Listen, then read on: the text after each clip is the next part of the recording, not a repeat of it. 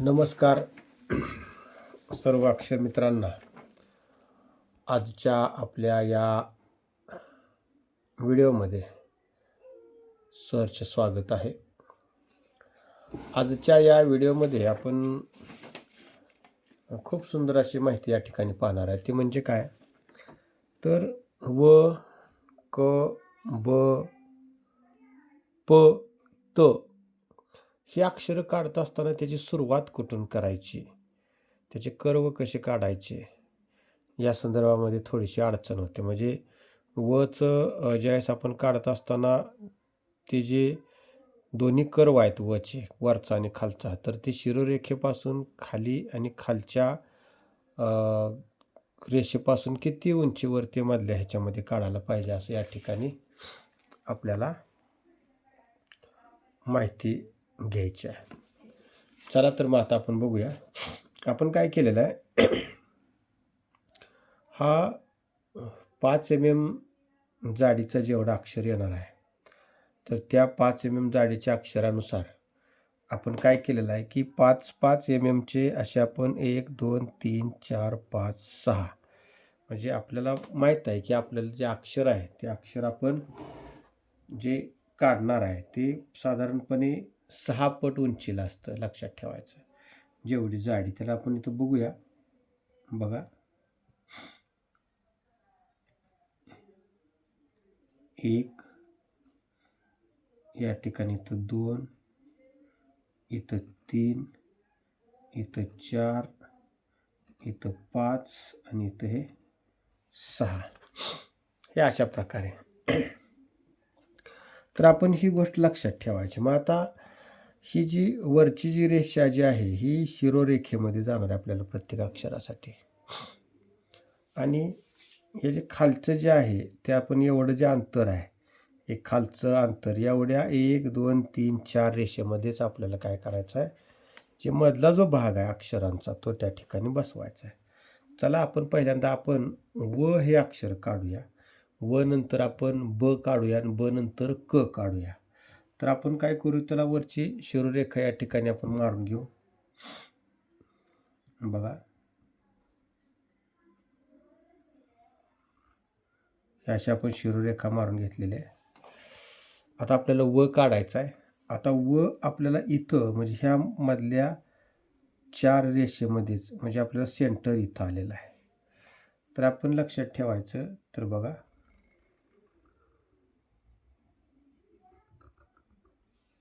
असं. आणि याच्यामध्ये हा अंत्यदांडा या ठिकाणी आपल्याला असा आला पाहिजे. म्हणजे वर आणि खाली जवळजवळ अंतर आपलं सारखं सुटलं पाहिजे. तर ते अक्षर दिसायला एकदम चांगलं सुबक आणि मस्तपैकी दिसणार आहे. पुन्हा एकदा आपण काढूया. पहा, आता वरची शिरोरेखा अगोदर न काढता आपण काढूया. बघा, आता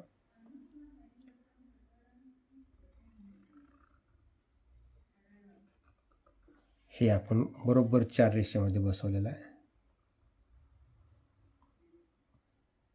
हे झालेलं आहे.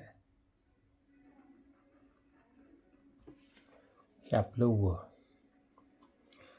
आता ब आणि व सेमच आहे. म्हणजे आपल्याला इथून जे अंतर जे आहे हे अंतर आणि हे अंतर आपल्याला बरोबर या ठिकाणी पाहायला मिळतं. बघा, ही आपण गोष्ट शिकली पाहिजे, शिकायची आहे. आता ब सेमच. बघा, मी काय करतोय, सुरुवात इथून करतोय. या 1 2 3 4 वरच्या 2 रेषा आहेत त्या शिरोरेखेमध्ये जातात. खालची रेष आहे ती बेस लाईन रेषा, म्हणजे इथंपर्यंतच आपलं अक्षर येऊन थांबणार आहे. मग आपण आता बघा, आता मी इथं सुरुवात करतोय. इथून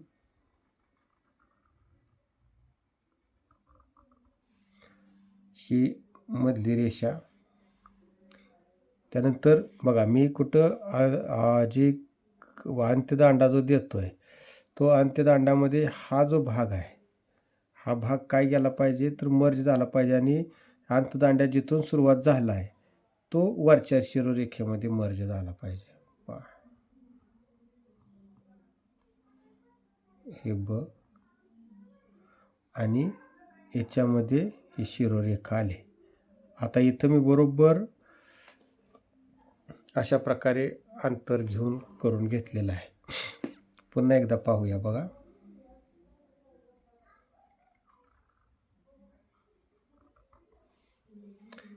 ही शिरोरेखा, सॉरी मधली रेष ब,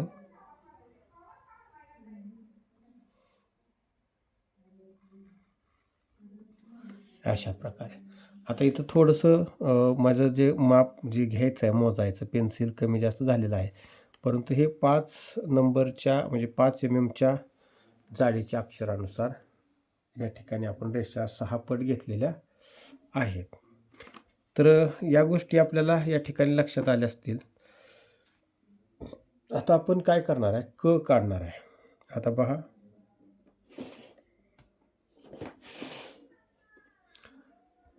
बघा सेमच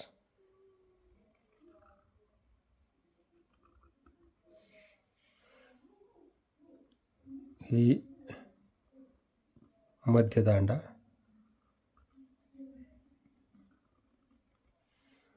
क, आणि या ठिकाणी असे रेषा. आपली या उंचीमुळे काय होतं की अक्षर दिसायला सुबक, प्रिंटेड आणि छान वाटतं. म्हणजे आपण लिहिताना एक वेगळा आनंदच मिळतो अशा प्रकारे. पुन्हा एकदा पहा,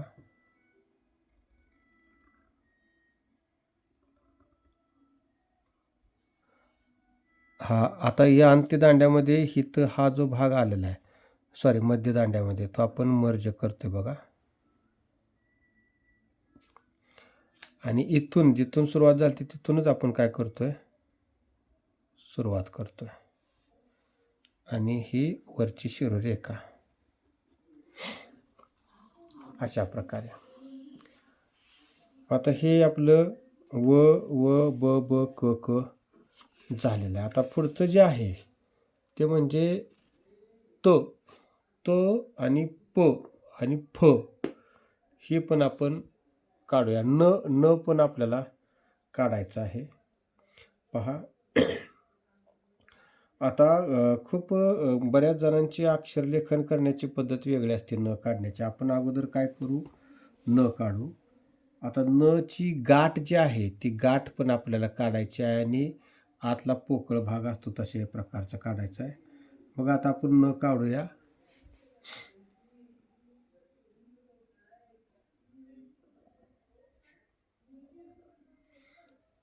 हा गाठ असलेला, सॉरी पोकळ आतमध्ये गाठ असलेले हा न. आणि म्हणजे काय केलं आपण, जेवढं अंतर आहे, आता काही जण ह्याला सेंटरला घेतात. म्हणजे कसा घेतात बघा, मी तुम्हाला दाखवतो. इथं असं सेंटरला घेऊन आणि इथंच अशी गाठ देतात आणि अशा प्रकारचा न काढतात असा. म्हणजे आपल्याला त्या अक्षरांच्या उंचीनुसार, जाडीनुसार हे आपल्याला अक्षर काय करायचे आहेत, व्यवस्थित काढायचे आहेत. ही गोष्ट लक्षात ठेवायची. आता आपण काय केला, हा सेंटरला घेतला आणि पहिला न काढता असताना इथं या जेवढं अंतर आहे तेवढं अंतर आपण या ठिकाणी तेवढंच ठेवलेलं आहे. बघा आता पुन्हा एकदा, आता इथंच दुसरा जो आहे तो गाठवाला, इथं या ठिकाणी गाठ होईल. आता ही गाठ आहे अशी अशी पोकळ, त्याला आपण इथं भरीव करून घ्यायचा आणि इथं अंत्यदांडा काढायचा. आता याच्यामध्ये आणखी गंमत अशी आहे की हे अंतर किती असलं पाहिजे, हे अंतर किती असलं पाहिजे, फार महत्त्वाचं आहे. तर हे अंतर साधारणपणे आपल्या जेवढं आपण जाडीचं अक्षर घेतलेलं आहे त्याच्या दुप्पट हे अंतर असलं पाहिजे, तर ते आपल्याला छान अक्षर दिसणार आहे. आता आपण पुन्हा एकदा काढू न, आणि हे अंतर तेवढं दुप्पट आहे का नाही ते आपण पाहूया. चला बघा,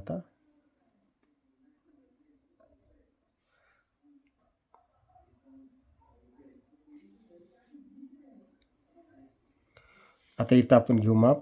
इथून असं हे बघा, हे 1 आणि हे 2.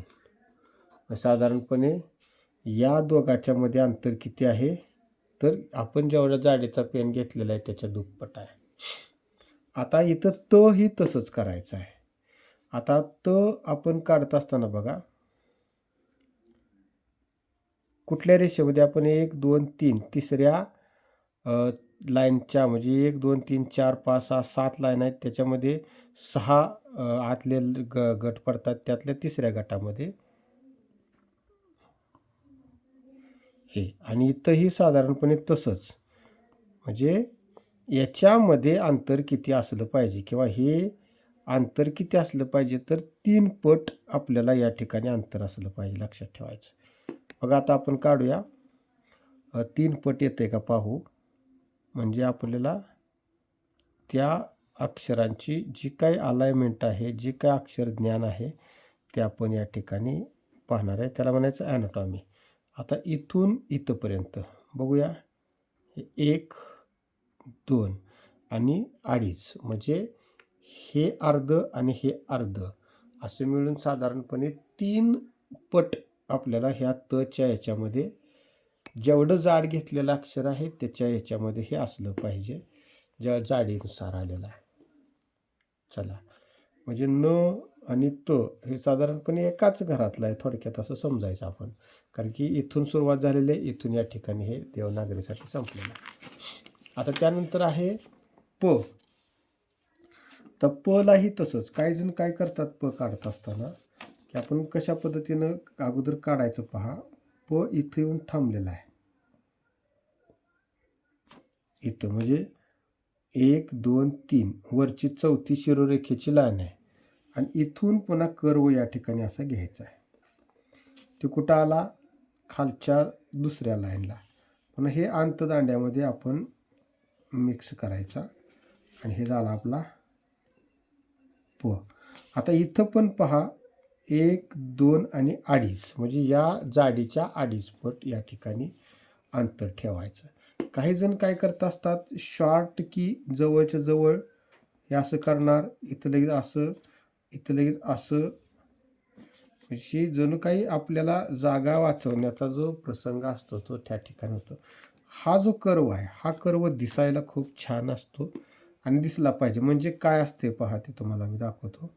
हा या ठिकाणी आपण घेतला, म्हणजे हा जो भाग आहे, हा जो 45 अंशाचा कोन आहे, तोच इथं पकडून आहे असा वरच्या बाजूला आपल्याला कर्व गेला पाहिजे, म्हणजे खालच्या रेषेला चिटकून. आणि मग हा अंत्यदांडा याच्या ठिकाणी आपण काढला की ते दिसायला खूप सुंदर अक्षर दिसणार आहे. आता इथं थोडंसं या लाईनमध्ये म्हणजे घ्यायला पाहिजे आपण. चला आपण त्या लाईनमध्ये घेऊया. बघा, इथं आलं आपलं, इथून आपली सुरुवात झाली अक्षराची. इथं आपल्याला हा अंत्यदांडा पहा, म्हणजे दिसायला डिसेंट. आता व्यवस्थितरित्या आपण प आणि फ पण काढू.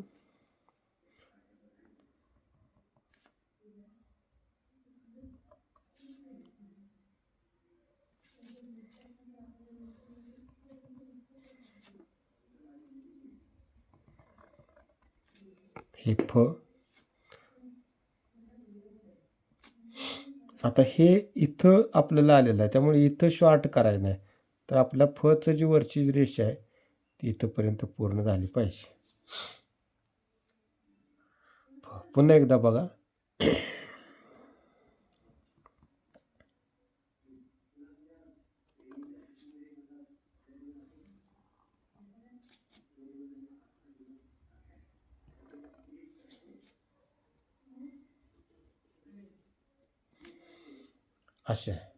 अशा प्रकारे आपण ही अक्षरं काढायचा प्रयत्न करा.